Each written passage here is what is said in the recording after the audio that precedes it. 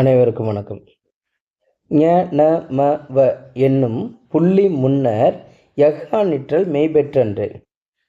அப்போ இதில் முன்னாடியே நம்ம பார்த்துருந்தது போல் மெல்லெழுத்துக்கள் பார்த்துருந்தோம் இல்லையா? அதில் 3 மெல்லெழுத்துக்களை எடுத்துக்கிறார். ஞகர ஒற்று, நகர ஒற்று, மகர ஒற்று.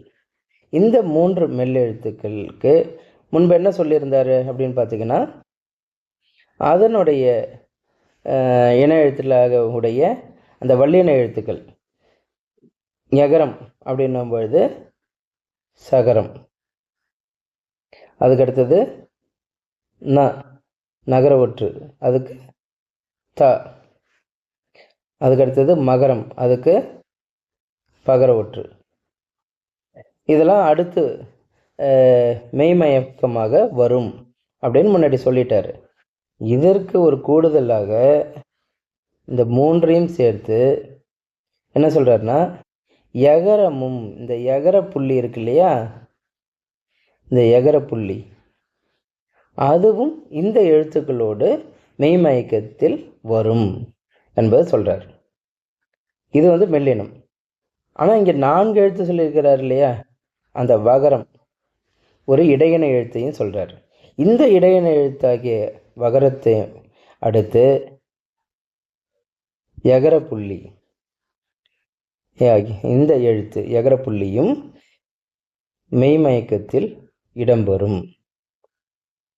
அப்போ இந்த 4 எழுத்துக்களுக்கு இந்த நூற்பாவில் மெய்மயக்கம் கூறப்பட்டுள்ளது. ஞனமவ என்னும் புள்ளி முன்னர் யஃகா நிற்றல் மெய்பெற்றன்றே.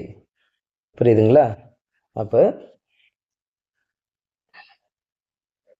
யகரம் மயங்கி நிற்றல் பொருண்மை பெற்றது அப்படின்னு ஒரு ஆசிரியர் சொல்கிறாங்க. அதுக்கு தான் இங்கே எடுத்துக்காட்டு சொல்கிறாரு. இந்த 4 எழுத்துக்குமே எடுத்துக்காட்டு சொல்லிடுறாரு. இந்த 4 எழுத்துக்கும் இங்கே என்ன எடுத்துக்காட்டுனா யகரத்துக்கு மட்டும்தான் சொல்கிறாரு. ஏன்னா அந்த இணை எழுத்துக்களுக்கெல்லாம் அந்த எடுத்துக்காட்டு அந்த நூற்பாவிலே சொல்லப்பட்டுடுச்சு இல்லையா? அதனால் இங்கே யகரத்துக்கு மட்டும் சொல்கிறாரு. உறிஞ்யாது, பொருண்யாது, திரும்பியாது, செவ்யாது என வரும் அப்படின்றது சொல்கிறார்.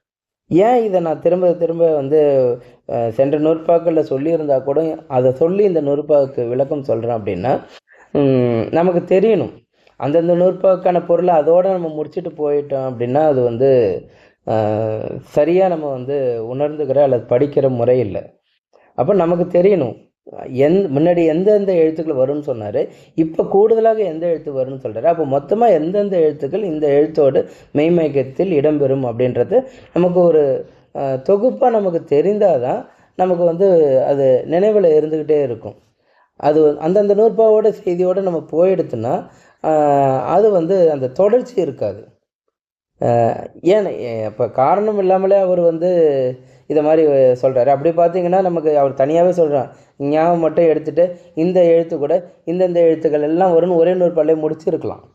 அப்படி செய்யலை. அப்படி செய்யாமல் அதுக்குள்ளே ஒரு அழகு இருக்குது, ஒரு கலைத்துவம், சொல்லுகின்ற பாங்கு, மாணவர்களை உய்த்துணர வைக்கின்ற ஒரு முறை, இது எல்லாமே இருக்குது.